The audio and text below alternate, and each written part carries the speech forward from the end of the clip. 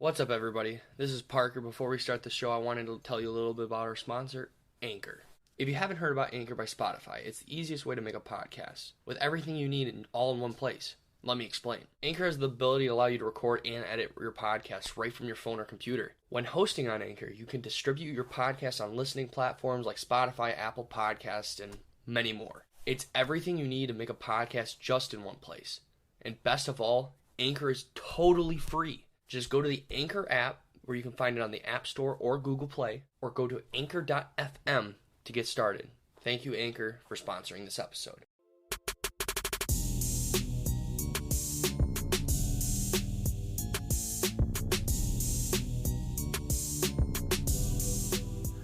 What's up, everybody? This is the Foam Finger. My name is Parker. Sebastian. And this is the first time we've been back together in a bit, so kind of like a welcome back. School year starting off strong, senior year. We're just ready to kind of get the show on the road for this year. Yeah, dude, it's like season 3 now, technically. It is technically. If you look at it like that. Yeah, this is where all the decline happens if you're talking TV, but hopefully that's not the case. But for today's episode, we kind of want to talk about what we've been doing for the summer, because two similar but yet very different experiences. For the both of us. So, Sebastian, you want to talk first about what you kind of done, and then we could just... So, I mean, we both worked in sports this summer, which was pretty fun for me. I'm not going to name the company I worked for or whatever, because my experience personally, like, there's some ups and downs or whatever, but I worked for Summer Collegiate Wooden Bat Team. It's where they just take college kids from all over the country, and they put them on a team, and you can only use wood bats. And they play in different stadiums around the country. There's a Great Lakes division and a Great Plains division for it. It's called the Northwoods League. But I'm not going to name the team I worked for, because I learned a lot this summer, if that makes sense, for working in sports, which is going to help me tremendously. Like, the two biggest things that I took away from this summer is communication and organization of an organization is like the biggest things that need to be going on. If you're not organized and you're not communicating to the different departments, from say GM to entertainment or marketing or your box office or your media team, if you're not communicating with them and like giving them a week's heads up, 2 weeks heads up, and you're telling them things they got to do 24 hours beforehand. Like, there was one day we woke up at like 10 a.m., got to the field at 10 a.m., worked all the games don't start there till like 6:35 at night. Really? So, they don't change at all? Like, that's like, if it other than Sundays you can start at 1:35. Okay. Other than that, any game through the week you're starting at 6:35. We got to the field stadium at 10, just did a bunch of like prep stuff, which I signed up to work in the entertainment and promotional side of this company.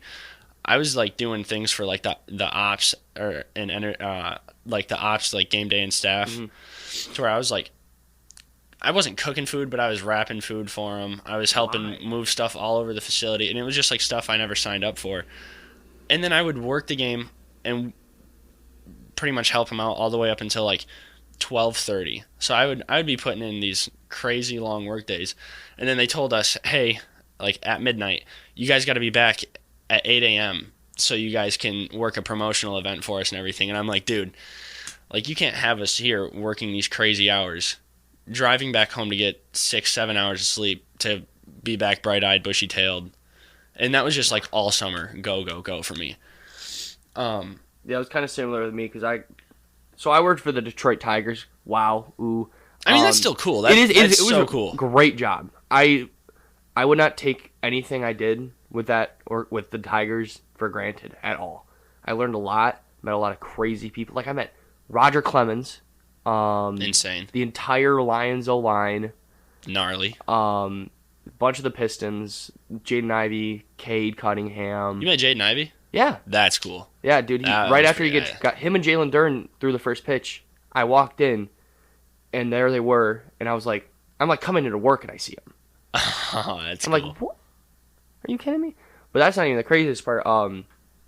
Like, I've told you this, but I've gotten to know some of the Miguel Cabrera, or excuse me, the Cabrera family a little bit more.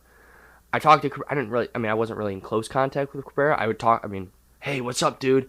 Kind of thing. Like, we'd talk before the game, see what he was hoping to do and stuff like that. There are so many things that I was not allowed to talk about. So many.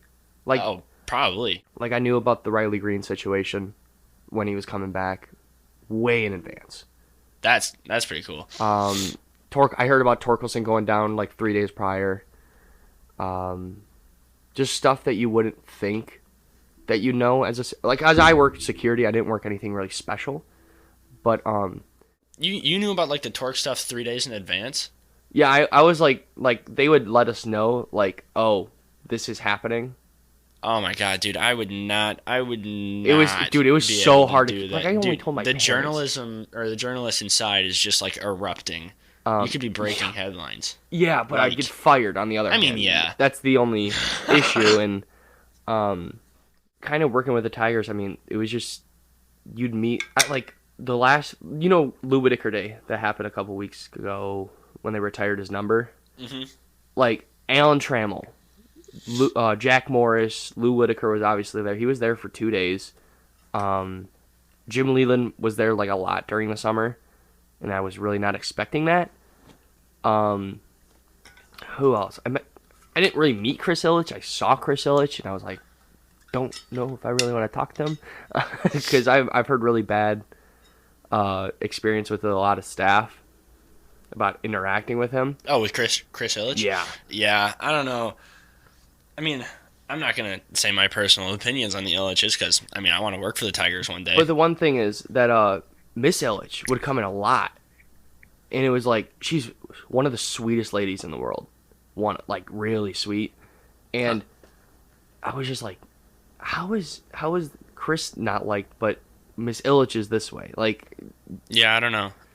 I've heard some, like, I've never worked for an Ilitch Enterprises, the Tigers, Little Caesars, none of that. But I've just heard that, like, he's not the nicest businessman to work with. No, that's definitely a lot of what I heard.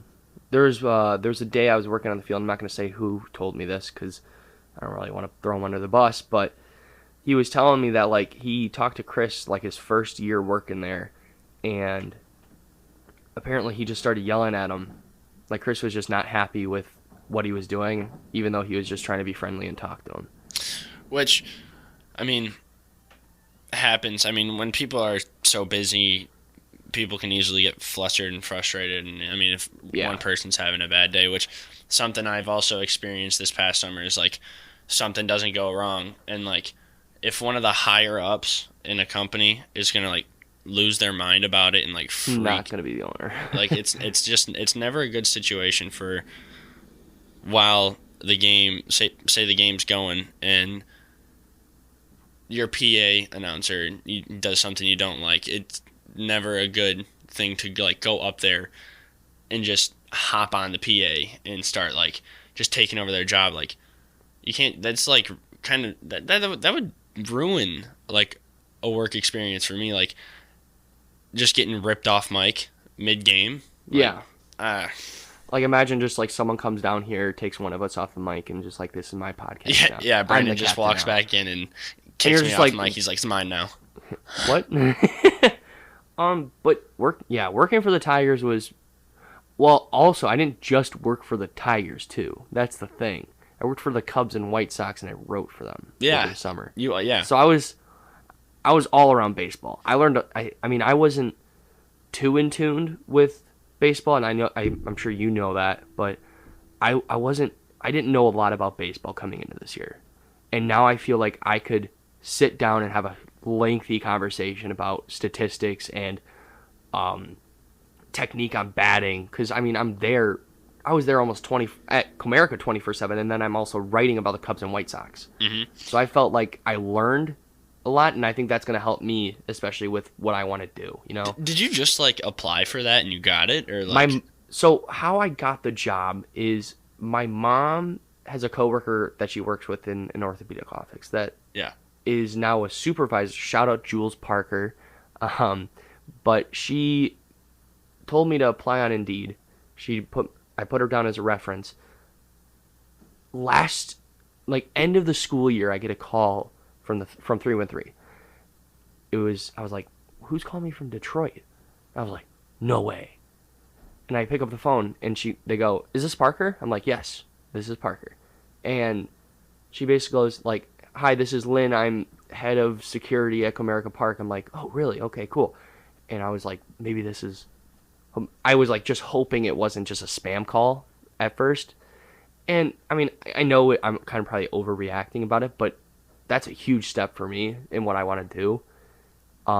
But I get to the conversation, and she goes, well, we'd like to have you. We know that you want to do these certain work experiences. We will get you the connections and all of that. And I hung up the phone, and I started yelling. I was like, let's go! Let's go! And it was just... I think that was one of the better days last year. Kind of just knowing that I'm moving forward in something. But yeah, like, it was just insane. Some of the things I saw during the summer, oh my god, fans just don't know how to keep their composure. It's really one thing. Dude, no, I mean, you were security for the tires and whatnot, but yeah. At least you had security at your facility, dude. The place I worked, literally zero No security, way. None. How? That was the first thing I realized on day one, like the first game we had. There's no, I mean, for a smaller company to have metal detectors like that, I feel like should be necessary in what's going on in the world. Yeah. Especially in America and guns and everything right now. You should have someone checking bags. The only thing that's at the front gate of where I worked would be a 15 to 16-year-old kid ripping your ticket and making sure that your ticket is actually like a valid ticket. Other than that, if some 40-year-old dude wanted to say, now this is a drastic measure. Yeah. Say he wanted to punch that kid in the face and get in for free, he probably could have, because that kid was not defending himself. Like, that's awful. It was insane to me, like, how unprepared a company could be. And like, the work experience I had and the people I met, like the people I worked with, phenomenal. Mm-hmm. Like the people I worked with are gonna be near and dear to my heart for the rest of my life. Like, but it's just like, it was a good work experience for my first one to see. I want to say the bad side in sports. Yeah. But like the only way you can go up from the bottom is forward. Up. Yeah, like, you just got to go forward. And I have the references. I got the experience. Yeah. I got what I wanted out of it. So I'm still going to consider that a good experience, plus all the new relationships I got out of it. Mm-hmm. But it was just like, I realized like right away, I was like, wow, this is going to be a long summer. Long summer. Well, I didn't just work baseball games too this summer. I also worked several concerts. I worked Chris Stapleton, who's a country. I don't know if you know who Chris Stapleton is. Yeah, I know who Chris Stapleton is. Chris Stapleton is Tennessee whiskey, right? Yeah. Yeah. Yeah. Dude, that was the first concert I worked all summer, and I worked a 17-hour shift. Those are brutal. I wasn't complaining once that check came in, though. No, I mean, that's nice. I think I worked 6 to midnight. Yeah, I don't do it. I mean, I signed up for it, so I didn't care. I mean, I'm not complaining. But I worked the Billy Joel concert, met Billy Joel. You met Billy Joel? Yeah. That's cool. Working out. I was spotted in the basement, and I was right outside his little area. Uh-huh. He came out, and I go, oh my God, that's Billy Joel. Yeah, that's Billy Joel. And like, I didn't get to see any of his concert because I was in the basement. So, but he walks out. I'm like, and I just hear some dude go, "Hey, how's it going?" I'm like, who is that? Oh my God, that's Billy Joel. I was like, I just didn't know what to say. I just stood there or just sat there. I was like, you're Billy Joel. And yeah, it was just a crazy situation. And then Motley Crue, I was working a gate. But there was so much stuff that happened that night that I was running around everywhere. No, yeah, I mean, rock fans are crazy. It wasn't just Motley Crue. It was Joan Jett, Poison, Def Leppard, then Motley Crue. That's a good concert. I mean, I got to see all of it because I was right where I was, Uh-huh. at like with the specific gate. I could just see right down to the stage. That's And nice. but there was a situation that happened that night where I was told that someone needed help, and I get over there and I see some 75-year-old dude slap and push a girl our age over. No way. Yeah, dude. I was like, rock and roll, man. Rock and roll, dude. Dude, I was just like, what? And so I step in, and that's not even the worst thing that happened in that situation. Some guy starts recording me. And I go over there. I said, the first thing is, you're not allowed to record other workers in Comerica Park, period. Like, that's part of, like, the code of conduct. Yeah. And I go over to them. I said, can you please stop recording? That you're breaking the Village Code of Conduct. And he goes, but it's my First Amendment right. I go, dude, I'm not trying to be a cop right now. I'm just asking you to just follow the rules. I'm not kicking you out. Just help me out. Just stop. But he goes, but it's my First Amendment right. I go, but you want to know what I said? I said, if you can tell me what exact First Amendment right recording someone on a private property is, I will let you continue. And he goes, I'm leaving. And literally just walked out. I was just like, this guy, come on. Dude. And I'm sure it's on, like, Barstool Detroit or something of me, like, confronting this dude. But the best part is, like, he wasn't even recording my face. He was recording my chest.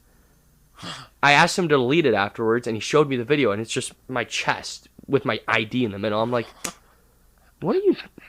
Dude, that guy's the next Steven Spielberg, I'm telling you. It's just...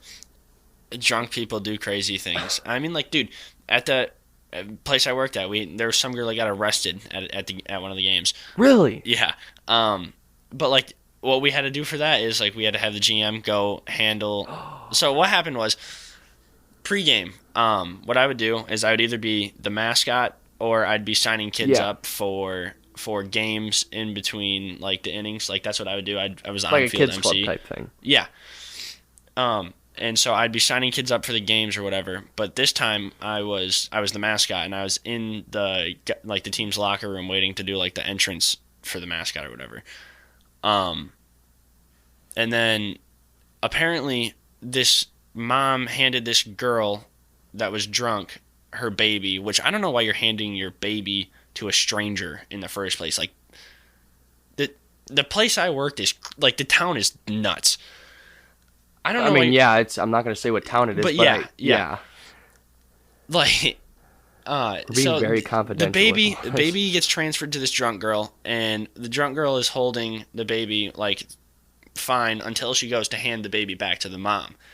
And on the transfer, said baby got dropped. Yeah, and so mom just starts whooping. On the girl. But why? Like that's the mom's fault. But apparently, like after 2 punches, like the one girl was able to, like the drunk girl was able to get away or whatever, and she was just like cussing the mom out or whatever, which like it's kind of the mom's fault for handing the girl the baby. But then like, so we get them like away from each other. The baby and the mom, they go home. So we let the girl that kind of did nothing except for drop the baby on the transfer. We let her stay or whatever, but she was like visibly like drunk, so we didn't let it. Like we took her drink like wristband and everything away. So then half the game goes by and somehow this girl was just kept getting fed alcohol and she was way worse at this point. And she's like distracting people's games. She's like going sitting by random people trying to like just have like these wild conversations. Like I'm not even going to say what she was saying. So then our GM gets involved and he's like, hey, we can't be having you saying all this stuff to all these parents and kids around, like they don't even know you. You're just walking up to random people. Like we're gonna have to ask you to leave. She just starts cussing the GM out, saying all this crazy stuff, and because we don't have security there, you couldn't do anything. We couldn't do anything. He can't touch this I think she was maybe Even 18 to 20. Security wouldn't be able to touch her anyways. Yeah. So he like had her like in the back corner of like the stadium where you can't like, she can't like run out of the park from that way. But like we called the cops or whatever, and we had to keep her there. And so she's like literally trying to hop the fence, but she's so drunk she can't. And so then the cops get there and they just like take her away, and she ends up running from the cops. The cops weren't even gonna like arrest her or any of this. Then she just dips on the cops, and apparently like outside of the facility she like was like swinging on the cops and whatever. So yeah, lady got arrested, and I don't know, but like my summer was wild, like actually wild. You want to hear something else that's pretty crazy that I did? Well, I have like 3 things probably that were pretty crazy. I'll start with like kind of like a mellow crazy thing. You know Alex Faedo, the rookie that they brought up this year, pitcher? Yeah. Yep. So there was a day that he just came in to watch the game, and they didn't, like the people that were, because I was in like the main office for the Tigers, and he was coming in and they're like, "Who are you?"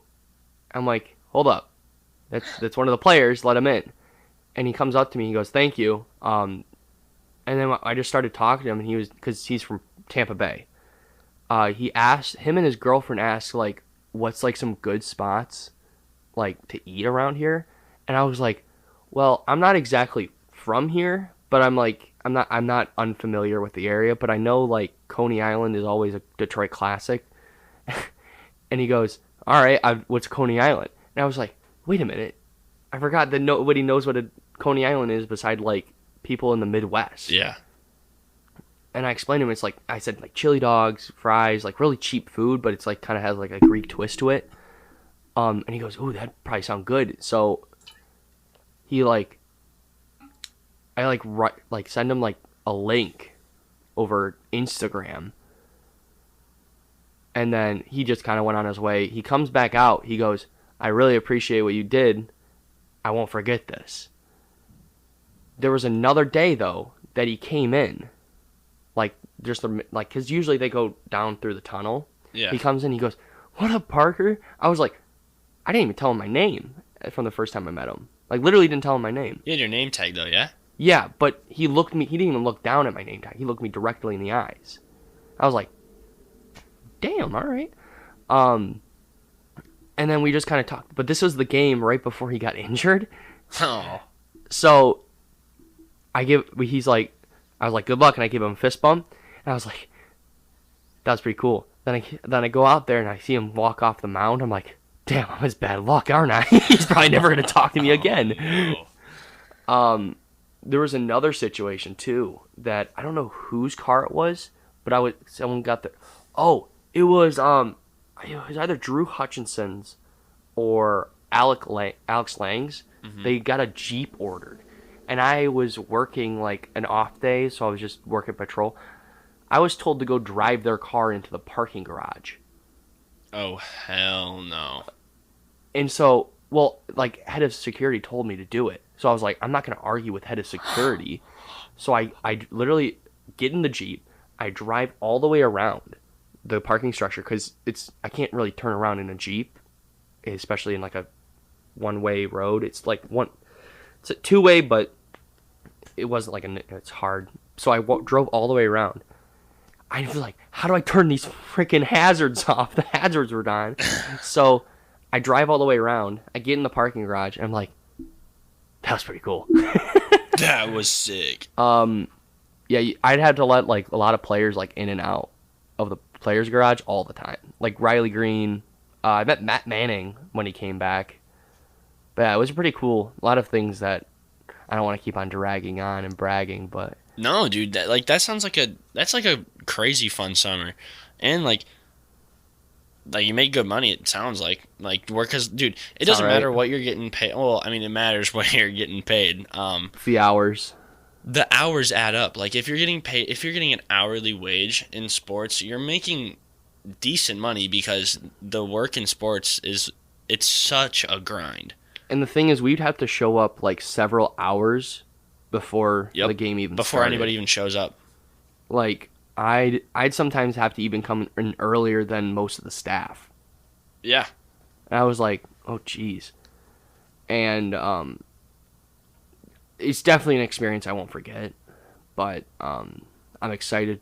I have a lot of stuff that I don't really want to... Well, actually, there is something I would like to talk about on the podcast. It's kind of related to the podcast. We got a little tailgate coming up for those who are at Olivet College for homecoming. We're going to have a foam finger tailgate set up right outside the stadium, and a bunch of fun stuff's going to happen. We're going to sell some merch, some more stickers, some limited edition stickers for those that would like more. But that will be coming out. I mean, homecoming's a few weeks away, but... When is homecoming? Isn't that like middle of October? I believe so. Heck yeah. But yeah, the Cubs, well, kind of not talking about the Tigers, working for the Cubs and White Sox, it was not a really well-paying job, but it was experience. Yeah, that's good experience, especially for like journalism. Like that's really good experience. And I learned a lot, especially like with like SEOs, with like a search engine optimization, that's what it's called. So you like have to write like titles and stuff a certain way for it to get more clicks. And I'm like, this is crazy. Yeah. Yeah, you gotta make it pop. I don't wanna click on that poo unattractive looking link. Come on now. I haven't even gotten paid yet for that job, by the way. Which, I mean, like, it's not like you were driving to like Chicago and stuff. Like, I'm guessing you were just working from home writing for them. Yeah, I was working from home. Virtually. Yeah, and but like I'd get like contacts of like who to talk to, and I'm like, excuse me, I would be like, oh cool, and then I get the story from someone, and I'm like, oh sweet. It was fun. I mean, it wasn't anything super special, but I got to talk about the Juan Soto stories with him. I wrote a story about him possibly going to the White Sox. That one blew up. And then I wrote one about Wilson Contreras for the Cubs. He deleted all of his posts about the Cubs off his Instagram. I think that article has about 7,000 clicks. Okay. Yeah, and I was like, jeez. But yeah, I was kind of baseball centric this summer. Oh, you guys called a bunch of my article the Brown Bomb just to make fun of it. Well, yeah, dude. So your Juan Soto you had two Juan Soto articles, right? I had 2 or 3. I was gonna say I remember reading 2 of those because you sent them to our fantasy football group chat, and they were actually like pretty good. Like, really? Yeah, I read them, and there was nothing like biased to like what you thought was going on, like saying that he was going to Chicago. And the team he even ended up on, I'm pretty sure was in one of your... I literally called it, too. Yeah. It was in one of your papers that he was going to end up either with the White Sox, the Cubs, and I'm pretty sure the third team was the Padres. It was the Padres, the Cardinals, or the Yankees, I thought. I thought for sure he was going to one of those. Okay. Just because they're bigger markets. I thought it was a long shot for him to go to the White Sox, but... I thought there was definitely a possibility, but I thought it was super unrealistic. They were like... I mean, they I don't even know if they could have really afforded him. No. Yeah. They would have been losing a lot. Yeah. White Sox would have lost a lot. And then I called... When I was talking about Contreras, I was like, he's either going to Houston or he's staying. Because Houston needs a catcher. And I was like... Yeah. I don't really see him going anywhere else besides staying in Chicago or... going to Houston, and then nothing happened, and they're like, "Oh, Brown Bomb." I'm like, "Oh, cool." Hey, man. But no, it's cool. It's cool to see early success like that because, like, you probably were never thinking there was going to be more than 2,000 people clicking on your articles because, like, a lot of people will not only look at like your title or whatever, but right when they click on it, they'll see who it's published by, and they'll be like. Who's this kid? I'm pretty sure the Juan Soto article was one of like the top trending articles on Twitter for a while. That's for cool. Chicago White Sox. And I was like, and the company I was working for isn't super big. That's the crazy part. Yeah. And I pretty much got hired on the spot because I sent him my resume and I told him that I worked for the school's paper for like a year. Yeah. And I wasn't the greatest. I admitted that. I said, there's definitely work I need to do, but they hired me on the spot and just kind of like took it from there. And there's literally little to no editing issues at all with any of the stuff they told me to do. I mean, there's definitely some grammatical errors that they just missed, but that's their fault as the editor, not mine. I mean, I definitely should be looking over it, but they're an editor. I'm not too worried about it, but it was definitely a cool experience. Excuse me. Yeah, no, that's like for what you want to do in sports journalism and whatever. That's like crazy, like really good experience, like really, really good. But yeah, I don't know. Summer for me felt like it just went by like so quick. There's points definitely where I was like, okay, this is going by fast, because I think I noticed it once the 4th of July game happened for the Tigers. I was like, we're already in July. Yeah. Like, what is how? That's about what it was for me too. It was like, I think it was like the weekend before that. I was like, we're already in July. I was like, what the hell? And then we're seniors this year, so this is literally our last year, unless I fail a bunch of classes. But I hope not. Yeah, it's the last go around. Which, dude, it feels like freshman year and like COVID was like last year. I don't know. I know, dude. I feel like COVID was such a like recent thing, but it wasn't. Yeah, no, I was end of freshman year. End of freshman year till like beginning of junior year. Yeah, pretty much. But like we didn't really have that many restrictions our junior year. No, junior year wasn't too bad. This year is like zero, like restraints or restriction. Which I honestly kind of find it weird. At first, like the first classroom I sat in with like a bunch of people, no masks, like nobody had a mask on.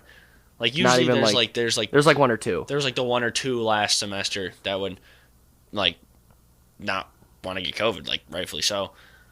But like no masks, none, not a one, and it's just like wow, like I don't know. I think you're definitely gonna start seeing it more with like people in like the biology major and maybe like. I don't know, like more of like the more like health majors, but no one's going to do it in sports rec. No one's going to do it in journalism. I mean, I don't know. I just found it weird because like I wonder if it wasn't restricted and like put on by the school that we had to wear masks and whatnot. I wonder who actually would have worn them then. That's true. Because it's like now everybody everybody was wondering how long it was going to take to get back to normal. And then everybody realized that it's going to take a long time. But it feels like we're back to normal now. And it's like, I don't know, a time where it wasn't normal didn't really feel like it was that long or as long as it was. Yeah. It just felt long in the moment. Have you been watching Hard Knocks by chance? So I just found out that my roommate has it on his Xbox. Like the HBO thing, because I don't have HBO. I have HBO, so if you ever just want to come over and watch it. I'm literally about, like, tonight, probably watch all 3 episodes. But I'm sure you've seen the Michael Jackson stuff with Aiden. Yeah, I saw that. Dude, that was crazy. I was watching that when I was at home right before I moved in. And I'm just like, I like this Lions team. And we're kind of transitioning probably from a little more us, but kind of talking about our usual stuff like Tigers, Lions. I think that should be kind of our focus right now. Heck yeah. I mean, Tigers not having a year. Who's the kid that they just brought up for Robbie Grossman? I can't think of his name. He just hit a home run, though. Yeah. But he had his first hit recent. I was like, who is this kid? I mean, I also haven't been around, so I don't really know who it is. But I mean, this is super unprepared of us. I mean, because we just plan on talking about ourselves. Like it's just like a welcome back. Like, but start clicking on our stuff again. There was also a clip I saw that Javi Baez hit a ball that was extremely low. He looked like he was playing cricket, dude. It's Kerry Carpenter. Okay, yeah, I was like, I just was watching a clip and I was like, who is this kid? I was like, it says a C, and I was like, that's not Candelario. That's not. He was leading the AAA in home runs though. Really? So yeah. Which I mean, farm system's not that hopefully we can get some power going because it's not good when Javi Baez is leading your team in home runs. I thought it was Candelario. I don't even know. They still have like what 12, 13? Yeah, it's not good.